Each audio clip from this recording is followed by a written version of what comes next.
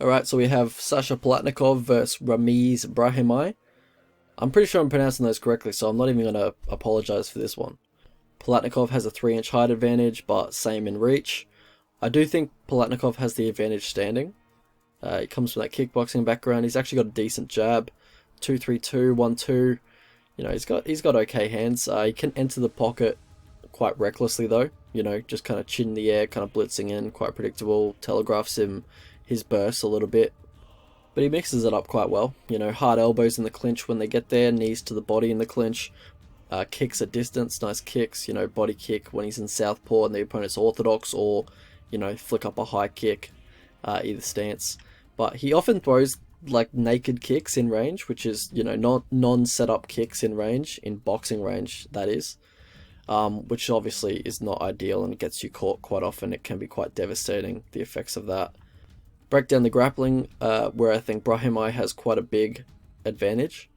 Brahimaj, he's looks for that body lock and then the outside or the inside leg trip. Double leg on the fence, you know. In the open, he can shoot from too far out and telegraph his shots, but his clinch takedowns are pretty good. He will jump guillotine when the opponent's shooting, so he doesn't have the best takedown defense, but I'm not expecting Palatnikov to shoot. He's more looking to keep it on the feet. Palatnikov actually does have, you know, strong hips on the double leg. He's pretty good at sprawling in the open, but, you know, if you start chain wrestling him, he can go down, for sure. Had these guys win fights, so for Brahimaj, he's got a good chin, he's tough. For Palatnikov, he's got good cardio, good volume. I think he definitely has the cardio advantage here. Ramiz doesn't seem to have the best gas tank, you know, seems to gas after 1.5 rounds in high-paced fights, especially fights that involve a lot of grappling. Yeah, takedown defense, talked about that already. And I would give Ramiz the chin advantage. I don't think Palatnikov's chin is the strongest, you know, and it doesn't help that he will go out in his shield as well when he does get hurt, so that doesn't help matters. But he also just doesn't have the best strike and defense. Past the victory for these two, so for Palatnikov, put a pace on him, you know, try and wear on that gas tank a little bit. Throw the jab, because Ramiz doesn't move his head too much. He kind of favors that high guard over the head movement in terms of strike and defense. So yeah, pop the jab out, get some points with that.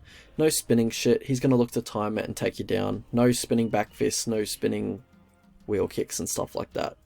Spinning back kicks are fine, just no back fists, and just such a stupid technique in MMA. Yeah, elbows in the clinch if you do find yourself in the clinch, but ultimately just try and break away from the clinch and don't attempt any takedowns. You're likely to get out scrambled and potentially, you know, find yourself in a submission. For Ramiz, look for the right hand over his jab. When Sasha pops the jab out, his lead hand does drop, so yeah, look for that right hand over the top. Oh yeah, I think I totally whiffed over Brahimaj's striking, but basically it's a 1-2, 3-2. That's basically what he likes to throw. It's quite limited, but I completely forgot to mention it, I think. Yeah, so basically just get the fight to the mat, get him on his back, take the back in the clinch when he gives it up. Take the back if he's trying to get back to his feet and he's given his back. Trips in the clinch, you know, just try and get the fight to the mat. How I see the fight going? Yeah, look, it's a pretty low-level fight. I'll be brief. I think Palatnikov has the advantage standing, but, you know, not by a whole lot. Palatnikov's chin could make it interesting and closer than it really needs to be on the feet. I think he's better technically, but I don't really trust his chin that much.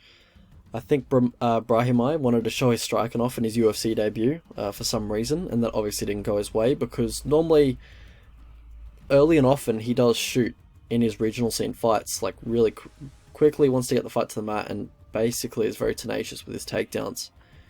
So yeah, I'm not sure what was going on with Max in that Max Griffin fight. I don't think he shot at all. I think he was, yeah, didn't shoot a takedown.